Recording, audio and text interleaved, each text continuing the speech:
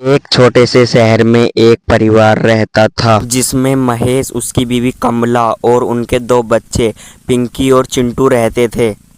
महेश एक कपड़े की फैक्ट्री में काम करता था जिसमें एक दिन आग लग गई और मालिक ने बहुत से लोगों को काम से निकाल दिया, जिसमें से एक रमेश भी था। वैसे ही महेश घर की आर्थिक स्थिति से परेशान था और नौकरी चले जाने के कारण महेश और परेशान हो गया। एक दिन पूरा परिवार साथ बैठकर खाना खा रहा था, तब कमला महेश से बोलती है, का राशन खत्म होने वाला है, बस 3-4 दिन का ही राशन बचा हुआ है। क्या करूं, कुछ समझ नहीं आ रहा। कहीं कोई नौकरी भी तो नहीं मिल रही। अभी तो घर का किराया भी देना है। अगर मुझे जल्दी कोई नौकरी नहीं मिली तो हम सड़क पर आ जाएंगे। परेशान मत हो पापा, भगवान कोई ना कोई रास्ता जरूर निकाल देंगे। अगले ही दिन नहीं मिल रही। अभी तो घर का किराया भी देना है। अगर मुझे जल्दी कोई नौकरी नहीं मिली तो हम सड़क पर आ जाएंगे। परेशान मत हो पापा, भगवान कोई ना कोई रास्ता जरूर निकाला। मैंने सुना कि महेश की नौकरी चली गई और तुम्हारे घर के हालात भी कुछ ठीक नहीं चल रहे हैं। जी मौसी, बस मैं आपको क्या बताऊं कि इस वक्त हम लोग कितने बुरे हालातों से गुजर रहे हैं। परेशान मत हो कमला, सब ठीक हो जाएगा। एक काम करो, तुम लोग मेरे गांव चले जाओ। वहाँ हमारा एक मकान है जो सालों से बंद पड़ा है। तुम्हारे घर के हालात जब तक ठीक नहीं हो जाते तुम लोग आराम से वहाँ रहो। बस उस घर में ऊपर की मंजिल पर एक बंद कमरा है, उसे मत खोलना। दरअसल उसमें हमारा कुछ जरूरी सामान है। और रही महेश की नौकरी की बात, तो उसके लिए भी परेशान होने की बिल्कुल जरूरत नहीं है। उस गांव में जो स्कूल है, मैं उसके प्रिंसिपल को बहुत अच्छे से जानती हूँ। मैं उनको बोलकर महेश को किसी न किसी काम के लिए वहाँ लगवा ही दूंगी। और तुम लोग पिंकी और बबलू को भी उसी स्कूल में पढ़ा सकते हो। ये तो बहुत अच्छा रहेगा मौसी, आपका ये एहसान हम कभी नहीं भूलेंगे। कमला महेश के घर आते ही उसे सारी बात बताती है। महेश की खुशी का तो कोई ठिकाना ही नहीं रहता। ऐसा लग रहा था मानो जैसे जादू से पल भर में उनकी सारी मुश्किलें छूमंतर हो गई हों। पर वो इस बात से बिल्कुल अनजान थी कि उनकी मुश्किलें तो उनका कहीं और इंतजार कर रही हैं। कमला, तुम आज ही सारा जरूरी सामान बांध लो, हम कल सुबह ही निकल जाएंगे। अगले दिन सुबह पूरा परिवार गांव के लिए निकल जाता है। गांव पहुंचते पहुंचते उनको शाम हो जाती है। गांव पहुंचकर महेश बताए हुए एड्रेस को ढूंढने लगता है। तभी उसे एक आदमी मिलता है। भाई साहब, जरा ये पता तो बताना। दरअसल हम लोग इस गांव में नए हैं तो हमें यहाँ का कुछ नहीं पता। तुम लोग यहाँ क्यों जा रहे हो? तुम लोगों को क्या पता नहीं है कि ये घर सालों से बंद पड़ा है और बंद घरों में अक्सर भूत अपना डेरा जमा लेते हैं। भूत वूत कुछ नहीं होता भाई। तुम तो बस मुझे ये पता बता दो कि कहाँ पड़ेगा। हम लोग बहुत दूर से आए हैं, बहुत थक गए हैं। ठीक है, मुझे क्या, जब तुमको ही अपनी और अपने परिवार की कोई फिक्र नहीं है तो ऐसा करो, तुम यहाँ से सीधे चले जाओ और वहां से बाएं तरफ मुड़ जाना।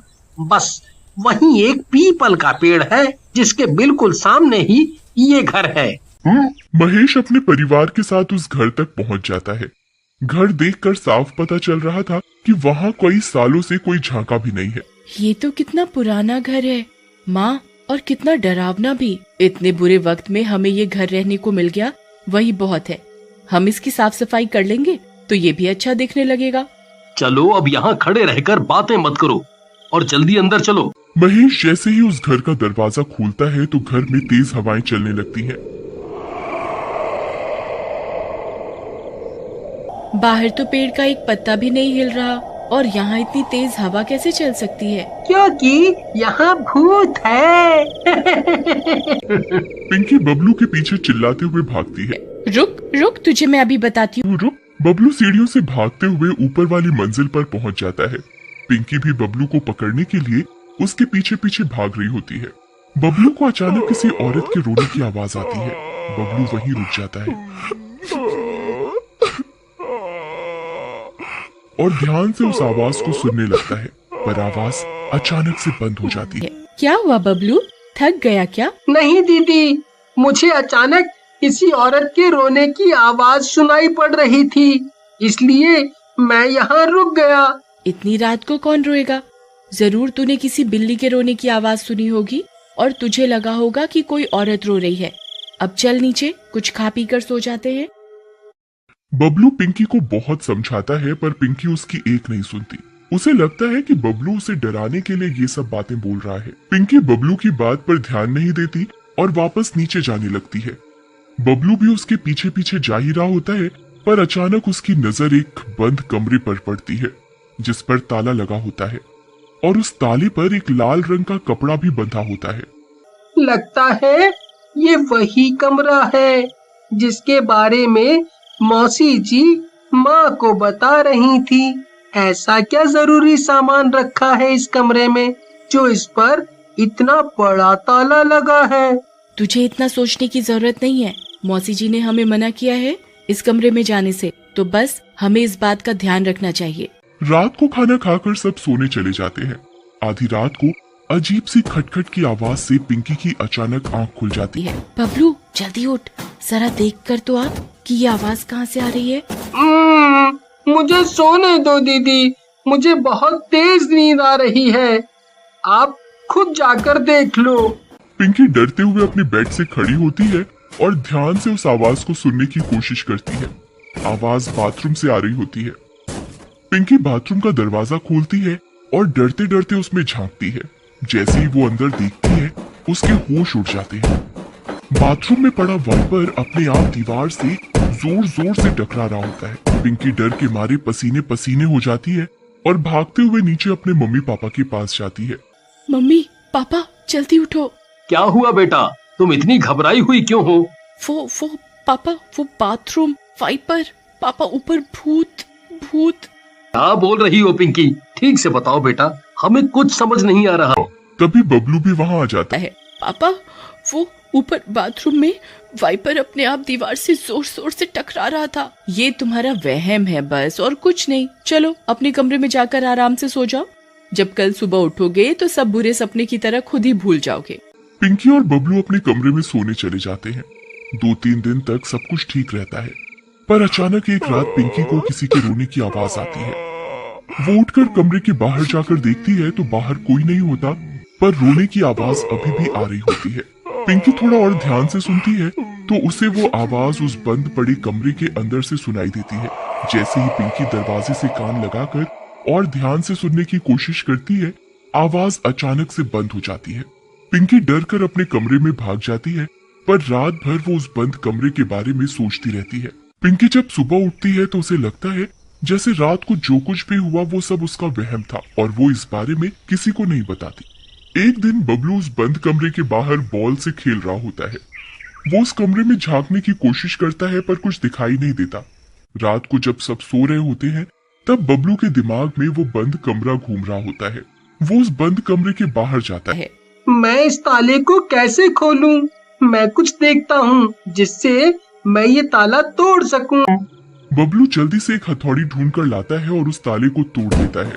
जैसे ही वो उस कमरे की कुंडी खोलता है उसे पीछे से किसी के आने की आवाज आती है। दरअसल पिंकी हथौड़ी की आवाज से उठकर बाहर आ जाती है। कौन है यहाँ? कौन है यहाँ? ये ताला किसने तोड़ा? ये जरूर बबलू का काम है। वो अपने बिस्तर पर भी नहीं था। पिंकी से रहा नहीं जाता और वो कमरे के दरवाजे को खोलकर अंदर झांकती है। उसको तभी एक झटका सा लगता है जैसे उसके अंदर किसी की आत्मा घुस गई हो। पिंकी को बहुत अजीब सा महसूस होता है और वो अपने कमरे में जाकर सो जाती है। अगले दिन सुबह उठते ही महेश अपनी नौकरी के सिलसिले में सुबह ही घर से निकल जाता है। पिंकी घर की सफाई में अपनी माँ का हाथ बटाने लगती है और बबलू आंगन की सफाई करने बाहर चला जाता है। पिंकी का बर्ताव कुछ अलग सा होता है। वो बिल्कुल चुपचाप खिड़की पर खड़ी बाहर पीपल के पेड़ को ऐसे देख रही होती है जैसे वो अपने होश में ही ना हो। पिंकी तू वहाँ खड़ी क्या देख रही है? चल जल्दी से मेरे साथ काम करवा। पिंकी कमला की आवाज सुनकर एकदम होश में आती है। उस दिन से पिंकी कभी कभी अजीब बर्ताव करने लगी थी। वो अक्सर उस पीपल के पेड़ को देखती रहती थी। एक दिन पिंकी अपने कमरे में लगे शीशे को एक कपड़े से साफ कर रही होती है। तभी उसी शीशे में एक चुड़ैल अपने पीछे खड़ी हुई दिखाई देती है। पिंकी जैसे ही पीछे मुड़ती है तो वहाँ कोई नहीं होता। पिंकी फिर से शीशे को साफ करने लगती है तो इस बार वो चुड़ैल अपने बड़े बड़े नाखूनों वाले हाथ पिंकी की गर्दन पर रख देती है। मम्मी, बबलू, मुझे बचाओ, जल्दी आओ, ये चुड़ैल मुझे मार डालेगी। कमला और बबलू जल्दी से पिंकी के कमरे में आते हैं तो देखते हैं कि पिंकी बेहोश पड़ी है। अगर आप आगे की कहानी देखना चाहते हैं तो कमेंट करके जरूर बताएं।